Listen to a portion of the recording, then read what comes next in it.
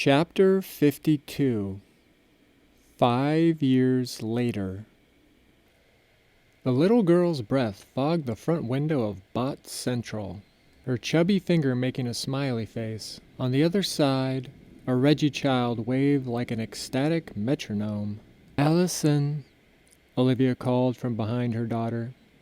But Allison didn't turn, just waved back at her new friend. "Must be genetic," Mason said with a smirk as they flanked her, squatting down. "I want to go outside, Mommy," Allison begged, tears threatening to form as she stared at the other girl.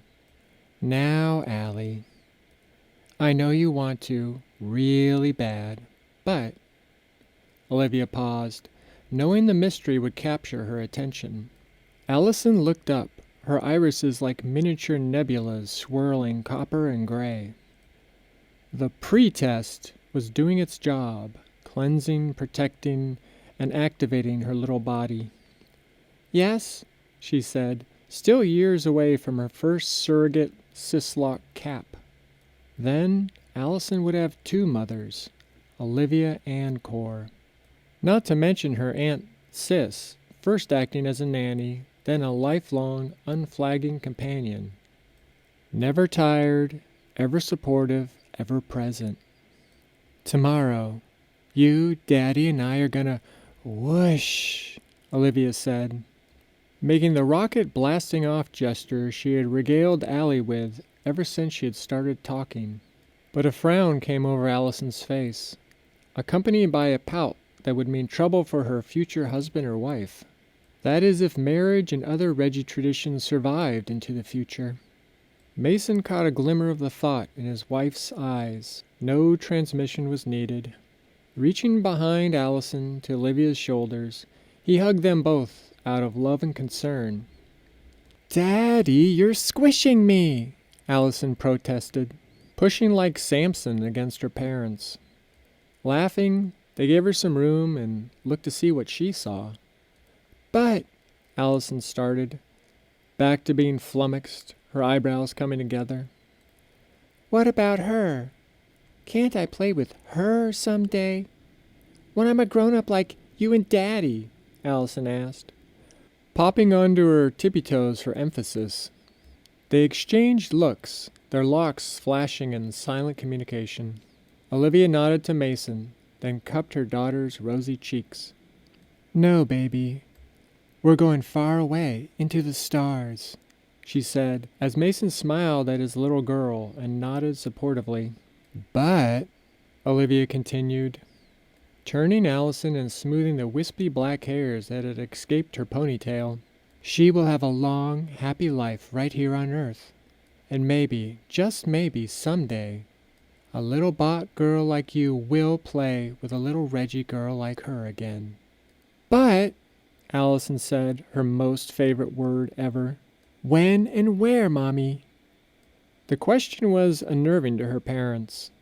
They wondered if they had done the right thing, enrolling Allison into the pre-test program. Despite Cor's reassuring calculations, only time would tell if the nanite acclimation doses and life-extending benefits would work as predicted. But at just 4 years old, what was it doing to their little girl right now? One minute, Allison was a screaming, demanding tyrant. The next, she became a dreaming, expounding philosopher. They knew that her body had passed the pinprick, a child's version of the adult test. 1 drop of diluted, modified nanite fluid on a bleeding finger pad. If the wound healed within a few minutes, there was a very high probability that the kid would be a full-blooded Bot one day. Soon after passing the pinprick, Allison's parents had started her on the pre-test schedule, 1 booster dose each month. And ever since beginning the regimen, the details of her unique epigenetic destiny began unfolding. Like many kids born from Bot parents, that destiny included many unforeseen native talents and abilities. But despite it all, Allison was still technically considered a Reggie. If Cor's predictions were correct, Allison might be eligible for her first adult locks in 12 years. Then, with her parents watching nervously, a robot guided by Core would implant her 6 cybernetic appendages and transfer Sis from Allison's Sis-lock cap to a permanent residence in those living AI antennas. Then, Allison would have been rebirthed into a vast data ecosystem that would be impossible to absorb within 10 lifetimes. But for now, in these precious seconds, minutes, and years, she was still their baby girl. Olivia stared into Allison's searching eyes, recognizing the angst of unanswered questions. Only Core knows the when and where, Sassy, Mason said, squeezing his daughter's shoulder for support.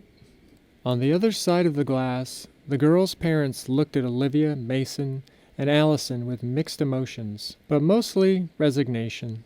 Their little girl waved goodbye as they led her away towards the park. It was true. The bots were finally leaving Earth.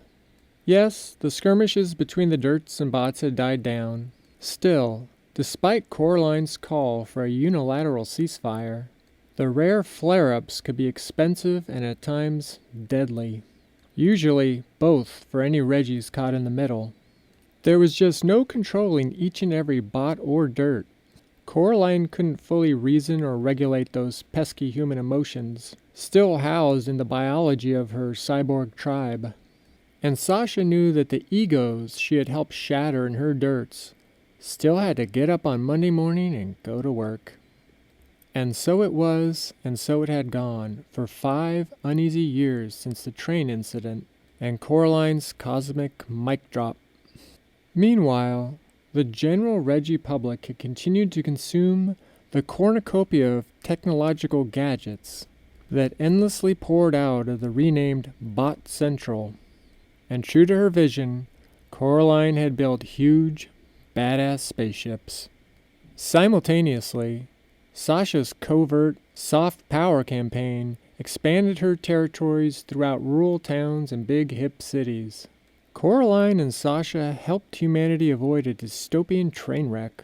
Meanwhile, the Reggies ironically bitched about the tip of the iceberg, but would never know its true magnitude or complexity. Despite all these advances and increased cooperation from the Reggie government, the tension between the two unyielding superpowers remained impossible to sustain or resolve. Something had to give, and Coraline knew that eventually it wouldn't be fixable and isolated incidents. It would be an event. She also knew that the Dirts would most likely never leave Earth. They belonged there, grounded on, well, the ground, with their sandaled feet firmly planted in their rhythms and rituals, and surrounded by old friends like gravity and rich loamy soil between their toes. The bots were like the chaos engines that would power their vast fleet of starships, boundless, exacting, and on a trajectory that only the vastness of space could contain. Indeed, they were the new pioneers, heading out there in giant, high-tech covered wagons made of metal, composites, graphene, and glass. And lastly, the Reggies, always trying to grind out a decent life and adapt to all the bizarre changes since Coraline's resurrection. So they were understandably relieved when the bots officially announced a departure date. Celebrations were planned. Huge block parties were stocked with alcohol, banners, and costumes. Coraline had thought it a shame when she first heard the revelries. She loved watching a good party. Tomorrow, the Great Exodus, as the media was more than happy to glom onto, would take place at sunrise, Central Standard Time. The gravity dampeners would activate in the giant vessels as the world looked on. Then, slowly, smoothly, the spaceships would rise up out of their bays, docks, and hangars around the globe. Like fleets of old, they would cruise in formation through the Earth's atmosphere, forever leaving their safe harbors and blazing new trails towards a cosmic destiny. Tomorrow, the everyday rhythms of human life would resume, with only a low-level hum of discontent remaining between the Dirts and Reggies. However, a long-lasting, positive bot legacy would stay behind.